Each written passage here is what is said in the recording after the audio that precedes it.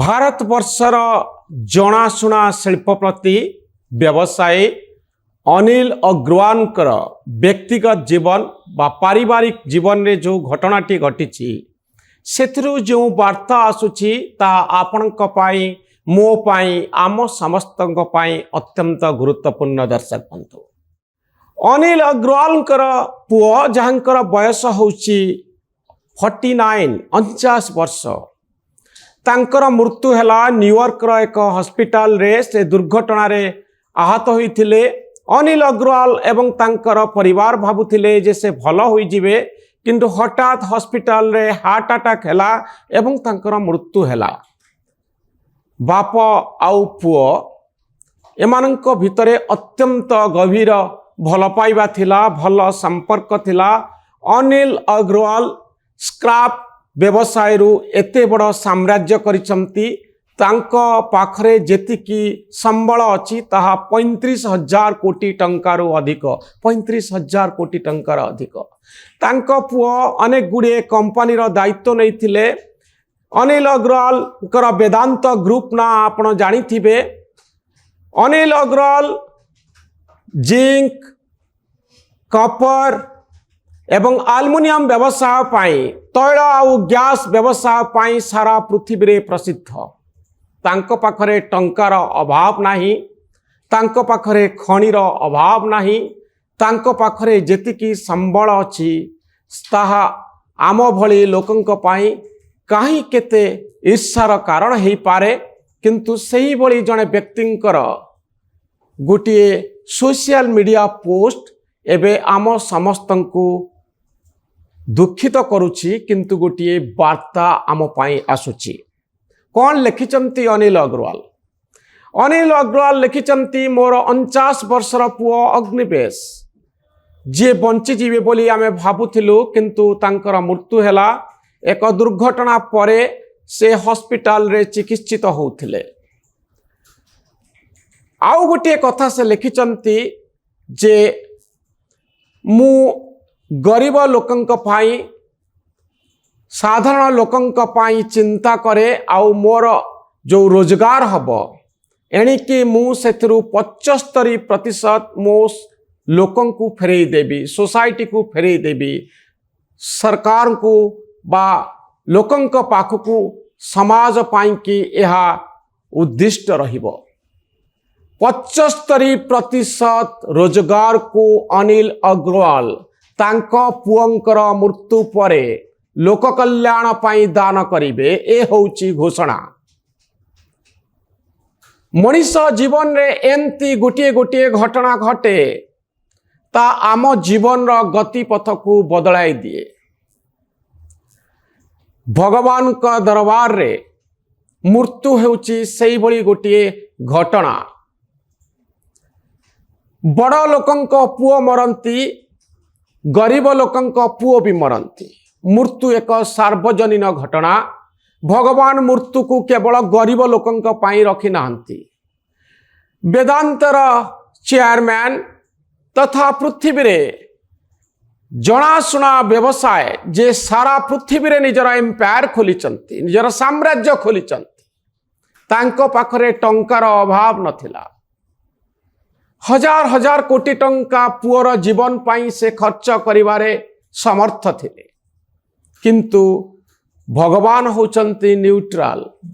ସେ କୌଣସି ପକ୍ଷର ନୁହନ୍ତି। ସେ ଧନୀଙ୍କର ନୁହନ୍ତି, ସେ ଗରିବଙ୍କର ନୁହନ୍ତି। ମୃତ୍ୟୁ ସମସ୍ତଙ୍କ ପାଇଁ ଆସେ।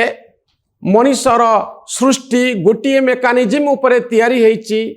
ସମସ୍ତେ ହାର୍ଟ ଦ୍ୱାରା ପରିଚାଳିତ ହୁଅନ୍ତି, ବ୍ରେନ୍ ଦ୍ୱାରା ପରିଚାଳିତ ହୁଅନ୍ତି, କିଡ଼ନୀ ଦ୍ୱାରା ପରିଚାଳିତ ହୁଅନ୍ତି। ଗୋଟିଏ ପ୍ରକାରରେ ହସନ୍ତି, ଗୋଟିଏ ପ୍ରକାରରେ କାନ୍ଦନ୍ତି, ଗୋଟିଏ ପ୍ରକାରରେ ଜନ୍ମ ନିଅନ୍ତି, ଆଉ ଗୋଟିଏ ପ୍ରକାରରେ ମରନ୍ତି। ମୃତ୍ୟୁ ହେଉଛି ସେଇଭଳି ଗୋଟିଏ ଜିନିଷ। ମୃତ୍ୟୁ ସମସ୍ତଙ୍କ ଭାଗ୍ୟରେ ଆସିଥାଏ, କେବଳ ଗରିବ ଲୋକଙ୍କ ଭାଗ୍ୟରେ ଆସିନଥାଏ। ଅନିଲ ଅଗ୍ରୱାଲଙ୍କର ଗୋଟିଏ ରିଅଲାଇଜେସନ୍ ଆସିଲା ତାଙ୍କ ପୁଅଙ୍କର ମୃତ୍ୟୁ ପରେ, ଯେ ମୁଁ ଏ ଟଙ୍କା କ'ଣ ପାଇଁ ରୋଜଗାର କରୁଛି? ଯଦି ମୁଁ ଜୀବନରେ ଯାହାକୁ ଅଧିକ ଭଲ ପାଏ, ଯିଏ ମୋ ଜୀବନର ଗୋଟିଏ ପାର୍ଟ, ସିଏ ଯଦି ମୋ ପାଖରେ ନ ରହିଲେ ଏ ଟଙ୍କାର ମୂଲ୍ୟ କ'ଣ? ए रियलाइजेशन बहु समय मनुष जीवन रे आसी थाए। गौतम बुद्धंक जीवन रे मध्य ए रियलाइजेशन आसी थिला जेतबळे जीवन रो एही कथाटी को बुझी पारिले जे मनुष मरिबो ही मरिबो आउ बंचितिबा बेले से कौन करिबा उचित।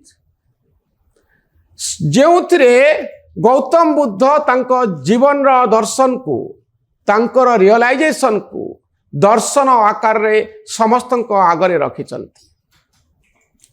अनिल अग्रवाल भली शिल्पपति बिजनेसमैन तांको जीवन में मध्य सही भली एक परिवर्तन आसीची जे आज सोशल मीडिया माध्यम रे सारा पृथ्वी को सही वार्ता देइचंती। जीवन होउची असार। आपण जहाकू अधिक भल पाउचंती से हुए तो दिने आपण को पाखरु चली जीवो। तेणु जीवन रे किछि गुरुत्वपूर्ण काम करिवार अछि।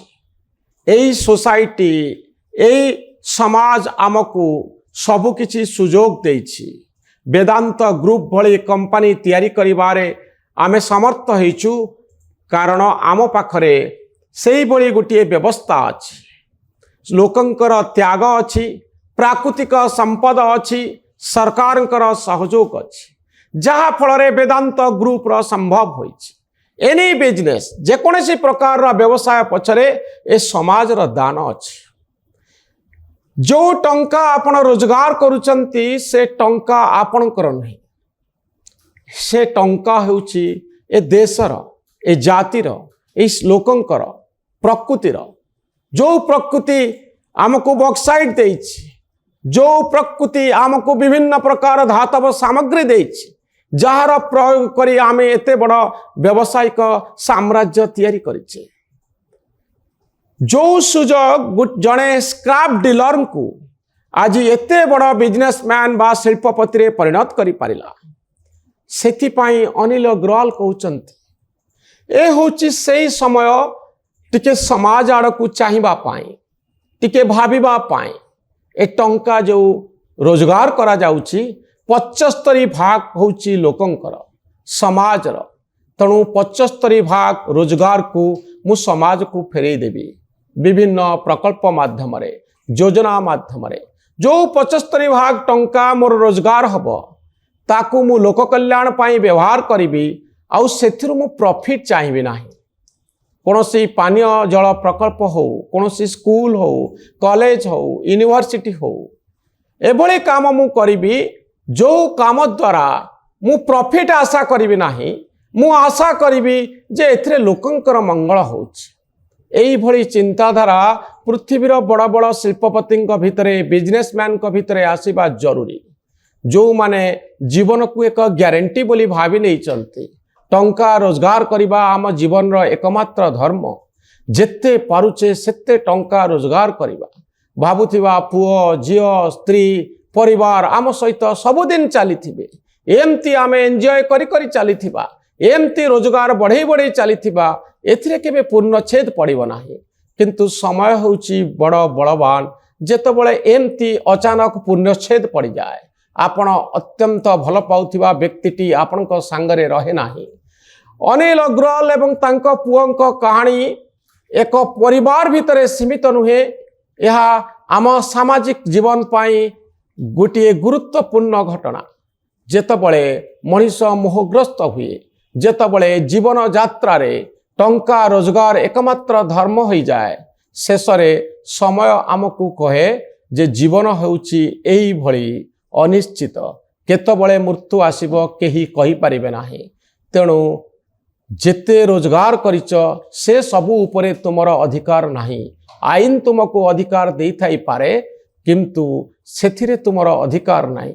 समाज को फेरई दियो, लोकंक पाखकू सेई टंका को फेरई दियो, किछि भल काम कर, लोकंक मुहरे हस को देख। निजे टंका रोजगार करी सारा जीवन उपभोग करी चलीथिबो, निज लोकंक गहन रे बंचिथिबो, या सबु बेले संभव नुहे। ए भिडियोटी दर्शक बंधु केमती लागिला आपण माने मतामत रखिबे। आम चैनल न्यूज रूम को सब्सक्राइब करिवे, आम भली सांबादिक माननकु उत्साहित करिवे। धन्यवाद, नमस्कार।